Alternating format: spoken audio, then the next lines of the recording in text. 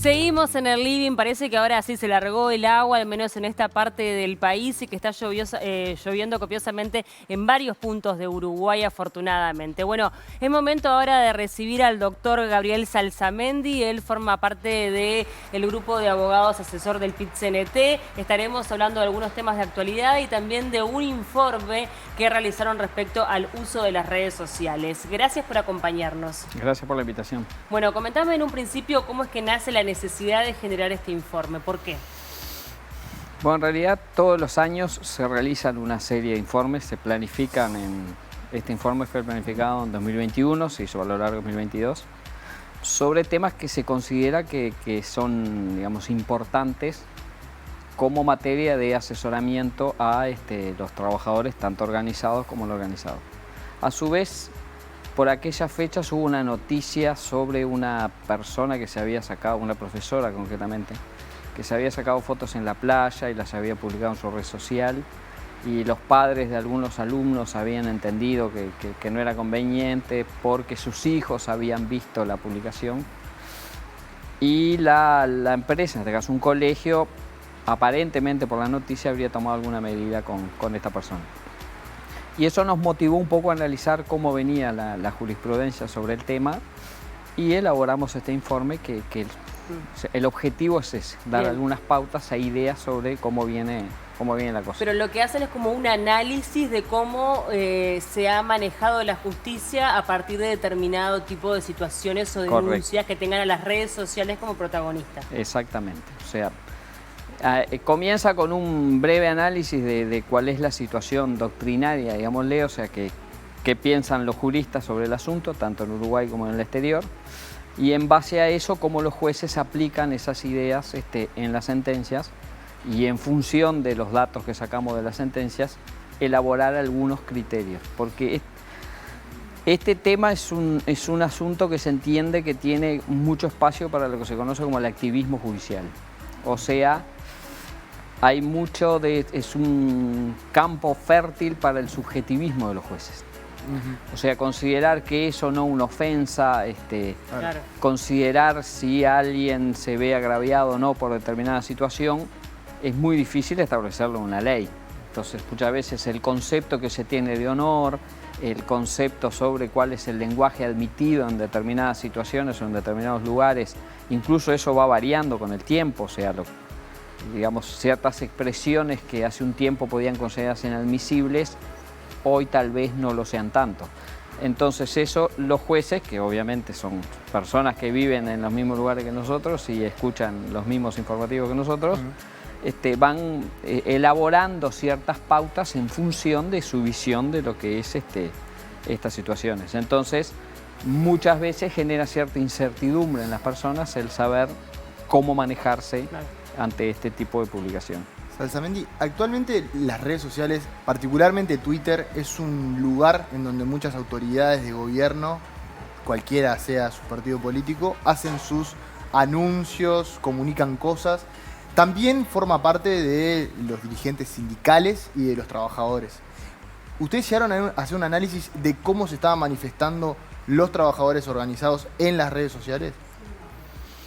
Lo analizamos en concreto en una sentencia. En una sentencia. En una sentencia donde dos dirigentes sindicales hacían una serie de manifestaciones sobre el empleador y sobre la empresa, cuál fue la respuesta de la justicia en ese aspecto. Sí, en una en particular lo analizamos. Bien, porque ustedes lo que hacen con este informe es de alguna manera diferenciar, ¿no? Una cosa es un trabajador que pertenezca a un sindicato y que se manifieste en el medio de una negociación, y otra cosa es, bueno, un trabajador que pueda agraviar a un superior de una manera más direccional, ¿no? Exacto, ese es un poco el concepto que maneja la justicia. Sí. O sea, acá lo que está en discusión son dos derechos.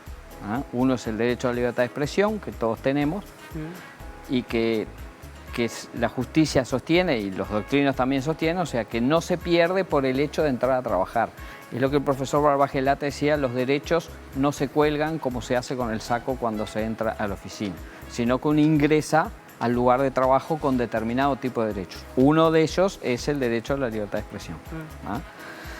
Y a su vez tenemos un derecho fundamental que es el derecho a la libertad sindical. O sea, no se puede ejercer la actividad sindical sin derecho a la libertad de expresión. No habría manera.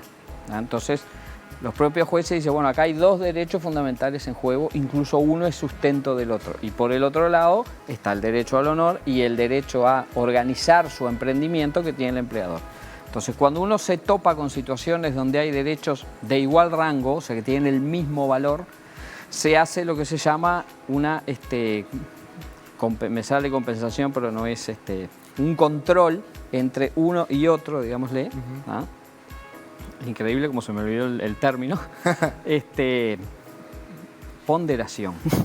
Una ponderación de derechos donde se ve en definitiva, estoy simplificando groseramente, quién salió más dañado en la situación.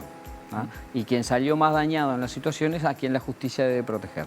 Y en el caso de los dirigentes sindicales, se sostiene que cuando alguna manifestación se hace al fragor de la negociación, lo llamaron los jueces, o sea, en el medio de la negociación, se puede ser un poco más laxo en el juzgamiento de los términos que se utilizaron.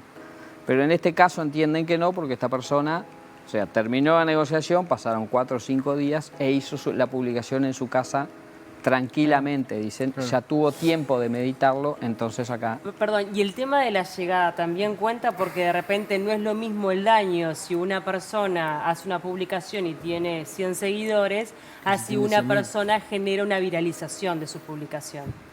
Bueno, yo entiendo que no es lo mismo, pero la justicia cada vez menos toma en cuenta ese aspecto.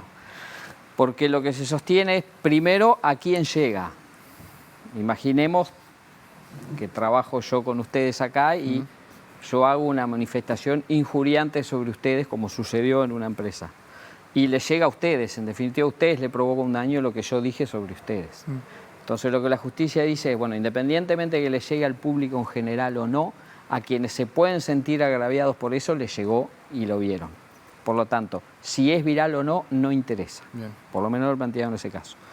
Y además la Suprema Corte de Justicia va más allá en un criterio que a mi entender es muy incorrecto y dice que las redes sociales son equiparables a un medio de comunicación.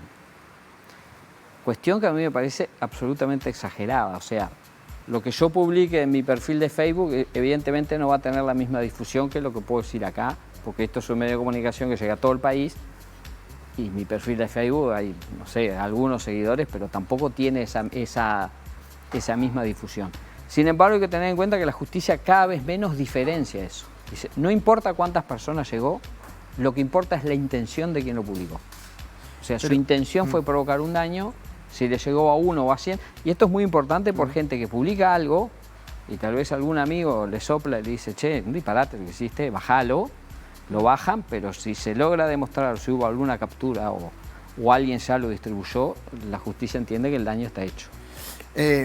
Yo creo que hay con respecto a esta diferencia que marcas con la justicia, me parece que si uno publica en las redes sociales, muchas veces los medios de comunicación están atentos a qué se publica en las redes sociales.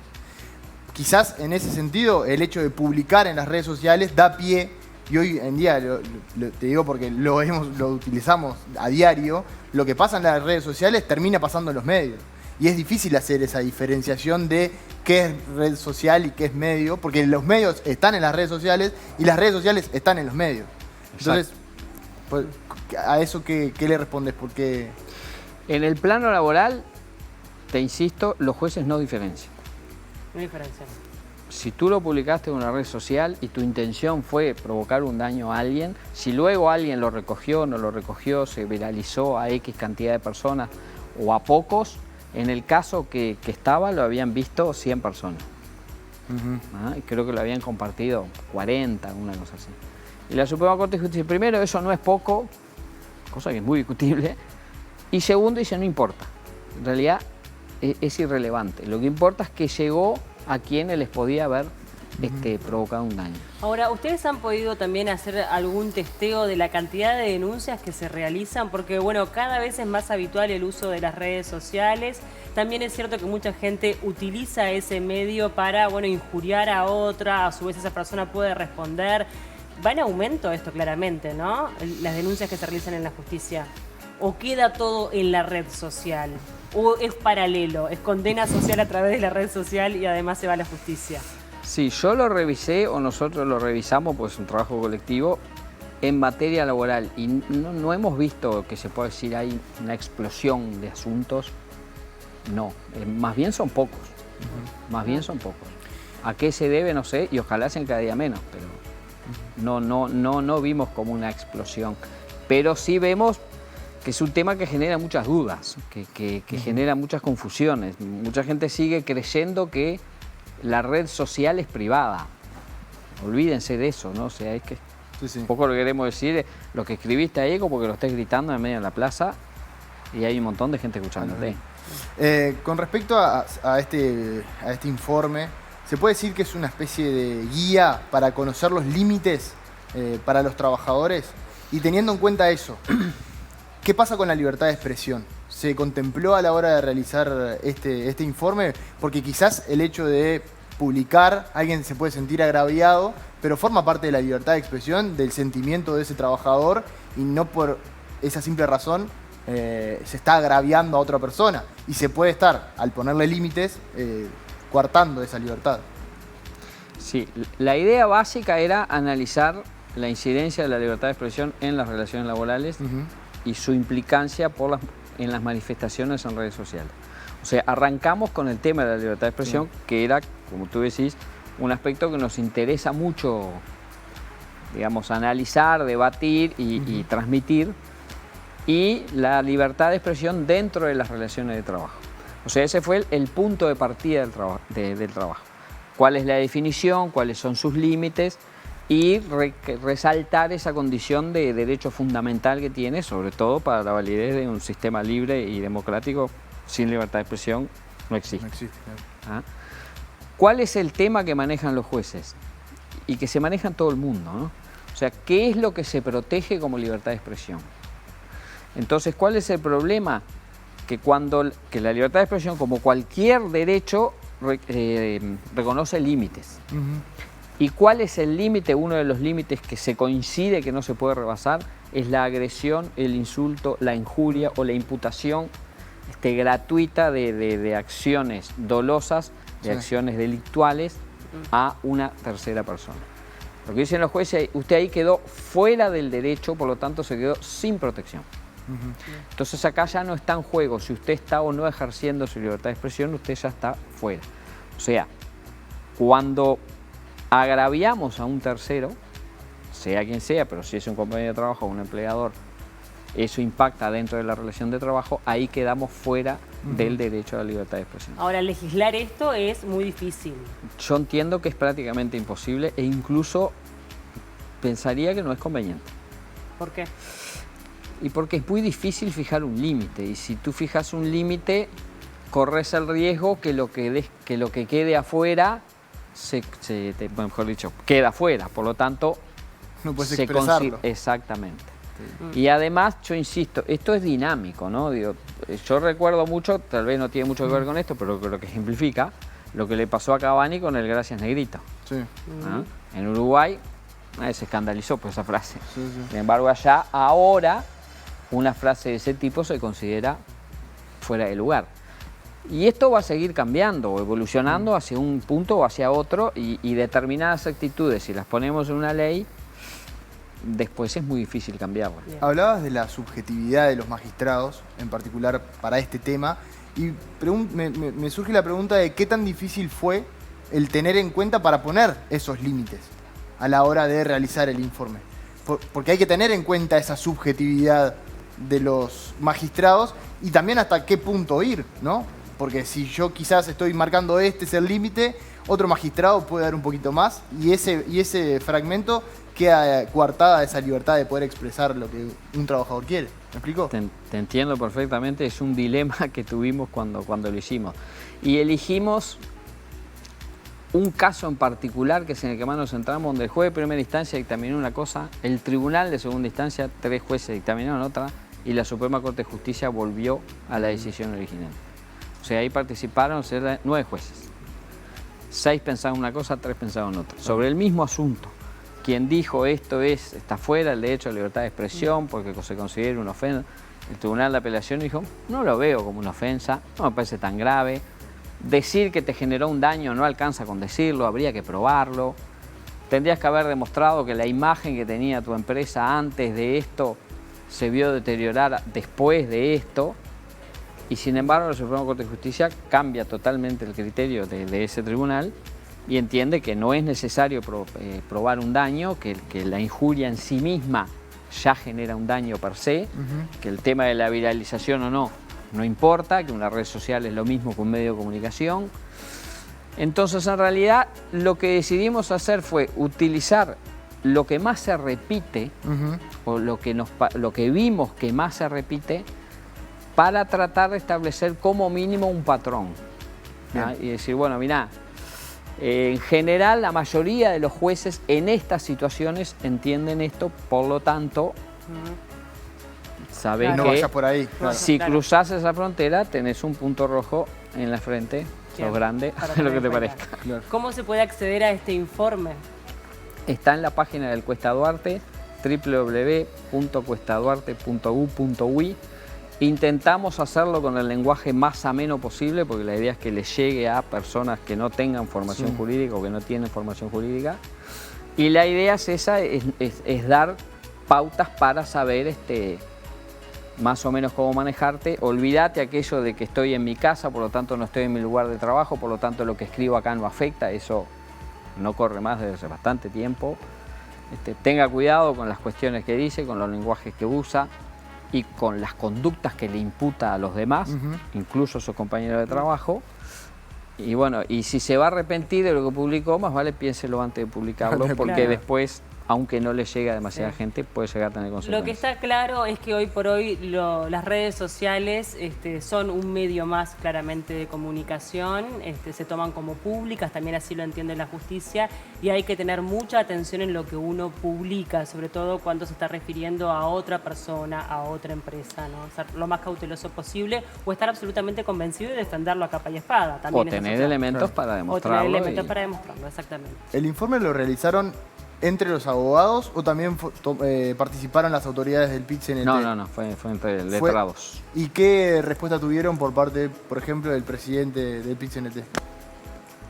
No, bien, digo, es un trabajo técnico que no marca una postura política, sino que es meramente técnico, por lo tanto, digo, obviamente que como todas las actividades que se hacen están, digamos, consensuadas y acordadas, digo, en general estuvo de acuerdo todo el mundo, y lo que sí tuvo fue una difusión a nivel mediático que en lo personal a mí me sorprendió muy gratamente.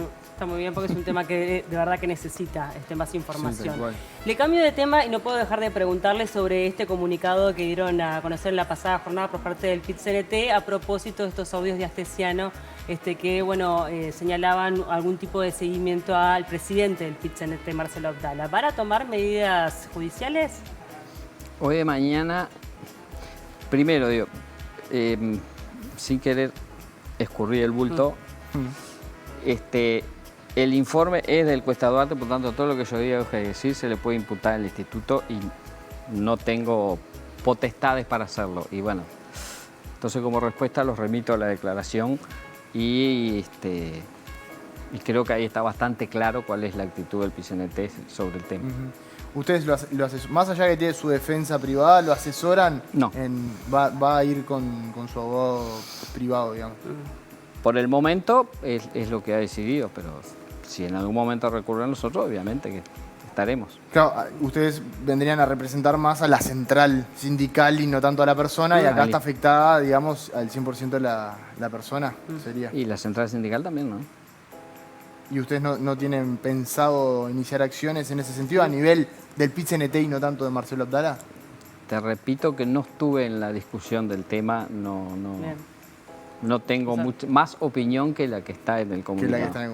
¿Coincidís con lo que se dijo en el comunicado? Sí, claro. Sí. Bien.